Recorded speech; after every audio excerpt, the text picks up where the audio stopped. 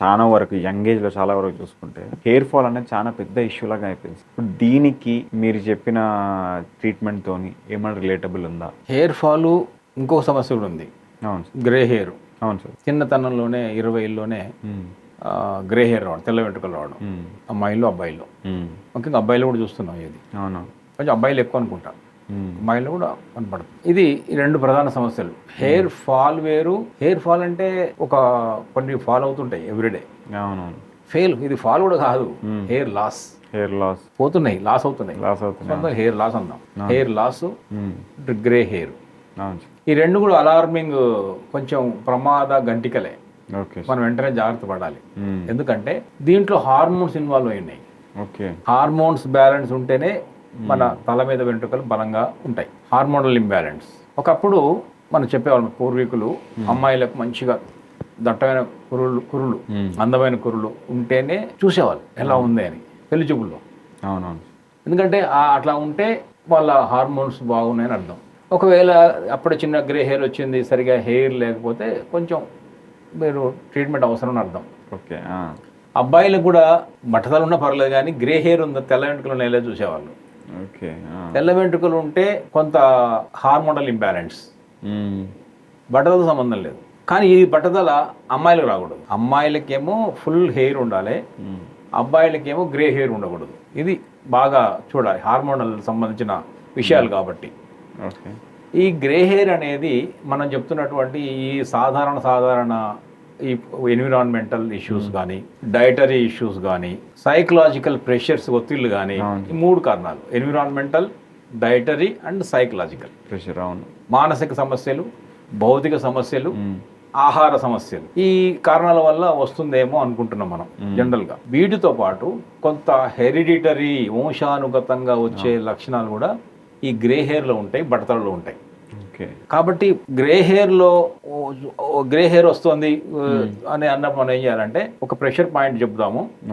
ఇది అమ్మాయిలు కానీ అబ్బాయిలు కానీ చేసుకోవచ్చు, పెద్ద ప్రాబ్లం లేదు. ఇది ఎవరికైనా గ్రే హెయిర్ ఉంటే ఈ పాయింట్ చేయడం ద్వారా ఏమవుతుందంటే మన ఈ హెరిడిటరీ, వంశానుగతంగా వచ్చిన సమస్యలు ఉన్నా కూడా దాదాపు ఇది పరిష్కారాన్ని చేయగలుగుతుంది.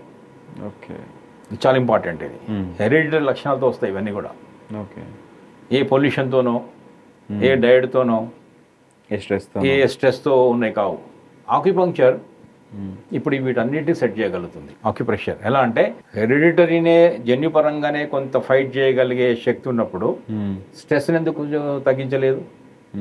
స్ట్రెస్ని తగ్గించగలుగుతుంది. డిప్రెషన్, స్ట్రెస్, ఆందోళన, యాంగ్జైటీ, వీటన్నిటిని కూడా ఆక్యుపంక్చర్ కంట్రోల్ చేయగలుగుతుంది. అంటే దాని ద్వారా హెయిర్ ఫాల్ కంట్రోల్ చేయగలుగుతుంది. డైటరీ అంటే సరే మనం తిన్న ఆహారాన్ని బట్టి ఉంటుంది, పోషకాలు తీసుకోవాలి. కానీ తీసుకున్నా కూడా ఈ పరిష్కారం నాకు విటమిన్లు అందడం లేదు, డి విటమిన్ అందడం లేదు, లేదా కాల్షియం అందడం లేదు, లేదా ఐరన్ అందడం లేదు, జింక్ అందడం లేదు, డి విటమిన్ అందడం లేదు అంటాం కదా. అలాంటి వాటికి ఆక్యుపంక్చర్ చేయగలుగుతుంది. మీరు తీసుకోండి, శరీరానికి అందేలాగా మేము చేస్తామంటుంది. So dietary. ఇక ఎన్విరాన్మెంట్ అంటే పొల్యూషన్.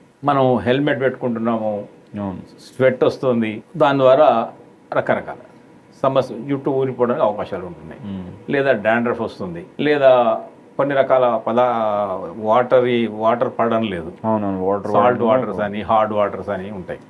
సో దీనికి ఏం చేస్తుంది మీరు అనొచ్చు, మరి దీన్ని ఆక్యుపంక్చర్ ఏం చేస్తుంది అనొచ్చు. ఏం చేస్తుంది అంటే వీటిని కూడా తట్టుకునే విధంగా బాడీ తయారు చేస్తుంది.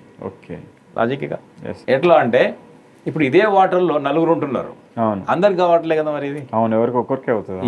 ఇదే హెల్మెట్లు అందరు పెట్టుకుంటున్నారు, అందరికి హెయిర్ ఫాల్ కావట్లే కదా. సో దీన్ని తట్టుకునే ఎనర్జీ లెవెల్స్, ఇమ్యూనిటీ వాళ్ళకు ఉన్నాయని అర్థం కదా. దాన్ని ఆక్యుపంక్చర్ ఇవ్వగలుగుతుంది. సో ఇన్ని రకాలుగా మనం రూట్ కాజ్ నుంచి ఇది చేయగలుగుతుంది. కాబట్టి ఇది చాలా reliable and result oriented, practical, easy, most cost effective, simple అని చెప్పొచ్చు. ఆ పాయింట్ ఏంటి అనేది ఇప్పుడు అదేంటి అంటే K3 కిడ్నీ మెరిడియన్లో థర్డ్ పాయింట్ ఉంది. అది పంచభూత శక్తులతో ఆక్యుపంక్చర్ ఉంటుంది. 5 ఎలిమెంట్స్ అంట, పంచమహాభూతాలు: ఆకాశము, అగ్ని, భూమి, గాలి, నీరు.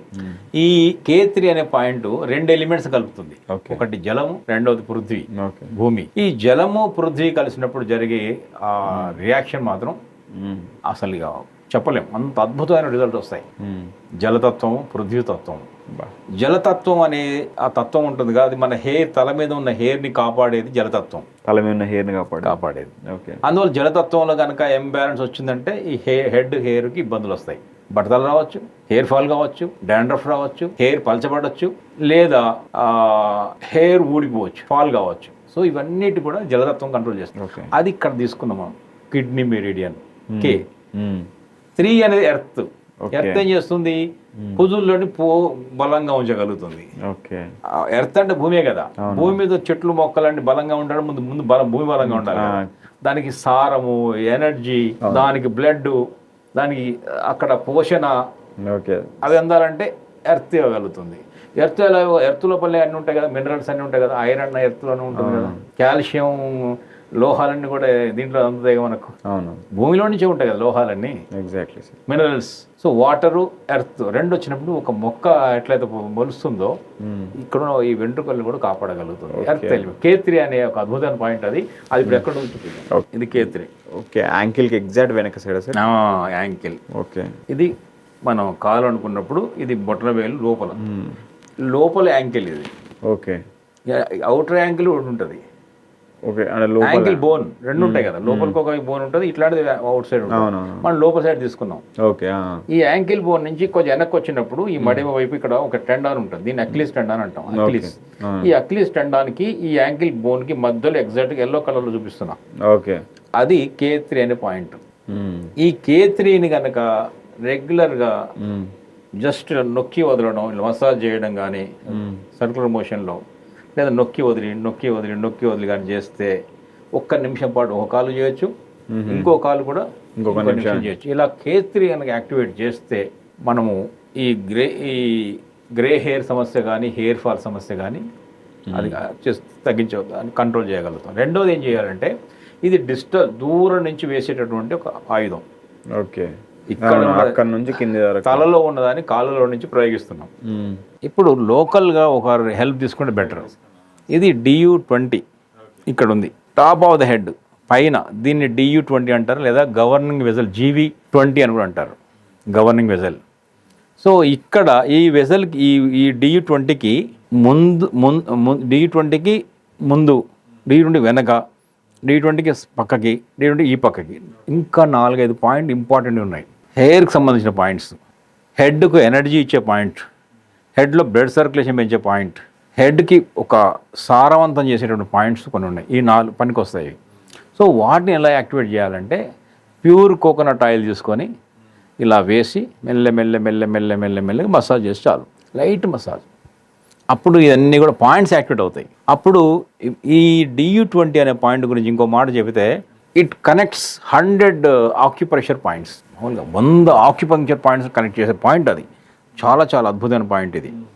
ఇది మొత్తం బ్లడ్ సర్క్యులేషన్ ఇంప్రూవ్ చేయగలుగుతుంది. స్కాల్ప్కు బ్లడ్ ఇంప్రూవ్ అయిందనుకోండి, కుదుళ్ళలో బలం వస్తుంది, హెయిర్ ఫాలికల్స్ స్ట్రెంగ్తెన్ అవుతాయి, హెయిర్ ఫాలు, డాండ్రఫ్, హెయిర్ పలచబడడం, హెయిర్ లాసు, గ్రే హెయిర్ అన్నీ మన కంట్రోల్ వస్తాయి.